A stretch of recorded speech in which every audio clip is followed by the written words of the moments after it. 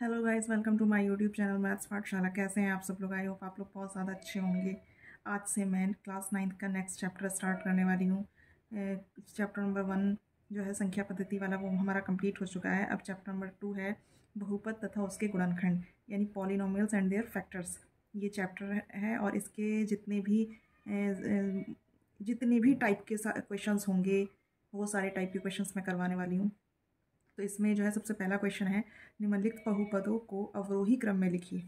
तो ये बहुपद हैं, इसमें बहुत सारे पद हैं तो बहुपद कहलाएंगे ये, और इन्हें अवरोही क्रम में लिखना है। अवरोही क्रम सबको पता है कि घटता हुआ क्रम होता है, यानी कि सबसे पहले सबसे बड़ा लिखा जाता है, फिर उससे छोटा, फिर उससे छोटा।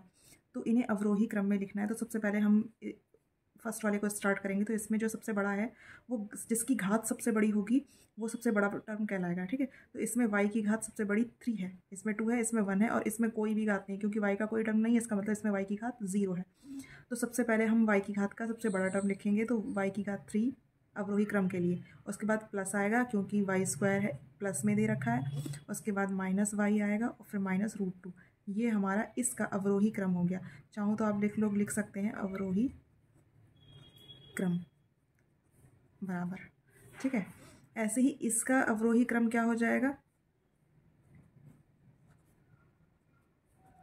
सबसे पहले सबसे बड़ी घात का टर्म, सबसे बड़ी घात है x की पावर 5।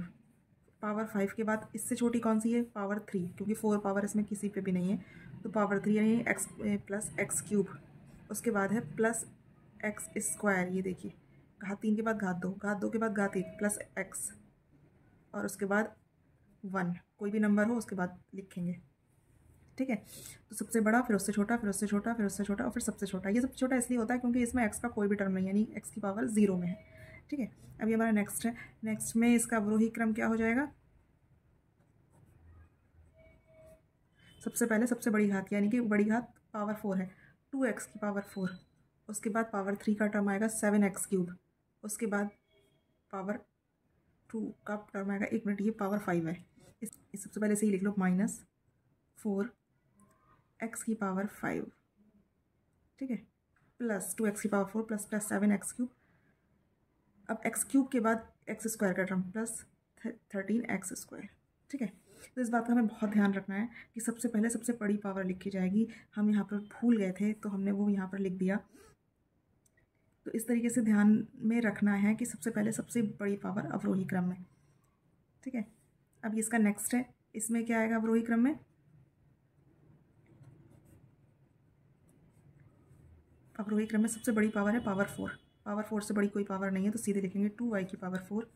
उसके बाद y³ का टर्म आएगा, फिर स्क्वायर का टर्म आएगा, और फिर खाली y का टर्म आएगा, और फिर उसके बाद 8 नंबर डिजिट।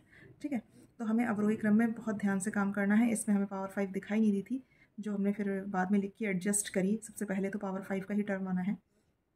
ठीक है, तो हमें बहुत ध्यान से अवरोही क्रम करने हैं, और इसके बाद आरोही क्रम भी आएंगे, तो उसमें भी हमें बहुत ध्यान से करना है। हमारा नेक्स्ट क्वेश्चन है, निम्नलिखित बहुपदों को आरोही क्रम में लिखिए। अभी तक हमने अवरोही क्रम में लिखा था, अब हम आरोही क्रम में लिखेंगे। अवरोही क्रम में क्रम जो होता है वो घटता हुआ होता है, और आरोही क्रम में क्रम बढ़ता हुआ होता है। यानी कि हम यहाँ पर अब 1 से स्टार्ट करेंगे, या 7 या कोई भी डिजिट है उससे स्टार्ट करेंगे। ठीक है, तो इसका आरोही क्रम क्या हो जाएगा? सबसे पहले लिखेंगे 1, फिर x का टर्म आएगा 3x, फिर x² का टर्म देखिए ये है 2x², फिर x³ का टर्म ये है प्लस x³, x की पावर 4 का टर्म ये है 7x की पावर 4, और उसके बाद x की पावर 5 का टर्म ये है x की पावर 5। तो सारे टर्म कंप्लीट हो गए हैं। चाहो तो गिन लीजिए, 1 2 3 4 5 6, और देखिए नीचे भी 1 2 3 4 5 6, यानी कि हमारे सारे टर्म लिख गए हैं, और सीक्वेंस से लिखे हुए हैं, और बढ़ते हुए क्रम में लिखे हैं। तो ये हमारा आरोही क्रम हो गया। ठीक है, नेक्स्ट का आरोही क्रम क्या आएगा? सबसे पहले सिंगल डिजिट 7, उसके बाद x का टर्म, सिंगल x का टर्म ये रहा x प्लस x, उसके बाद x² का टर्म, तो x² का टर्म माइनस में, तो -5x²। फिर x³ का टर्म, x³ का टर्म नहीं है, x4 का टर्म नहीं है, x5 का टर्म ये रहा 2x की पावर 5। उसके बाद x6 का टर्म, x की पावर 6 का टर्म ये रहा 5x की पावर 6। फिर उसके बाद x7 का टर्म देखिए, x पावर 7 का टर्म ये रहा 5x की पावर 7, और उसके बाद x की पावर 8 का टर्म ये रहा प्लस x की पावर 8। ठीक है, तो इस तरह से हमने सारे टर्म लिख दिए हैं। ऐसे ही नेक्स्ट है आरोही क्रम। इसमें सबसे पहले सिंगल डिजिट लिखेंगे 17, फिर x का टर्म देखिए ये है +x, फिर x² का टर्म ये है -x², फिर x³ का टर्म ये रहा -x³, फिर x4 का टर्म देखिए ये रहा -x⁴, फिर x⁵ का टर्म ये रहा +x⁵, क्योंकि उससे पहले कोई निशान नहीं है, इसका मतलब प्लस है। उसके बाद +x�6। अब कोई भी टर्म नहीं है, सारे टर्म कंप्लीट हो गए हैं। देखिए 1 2 3 4 5 6 7, 1 2 3 4 5 6 7, ठीक है। तो इस तरह से हमें आरोही और अवरोही क्रम को बहुत ध्यान से करना है। मिलती हूँ मैं आपसे नेक्स्ट वीडियो में, तब तक के लिए keep watching, keep learning and keep smiling. Take care, bye bye.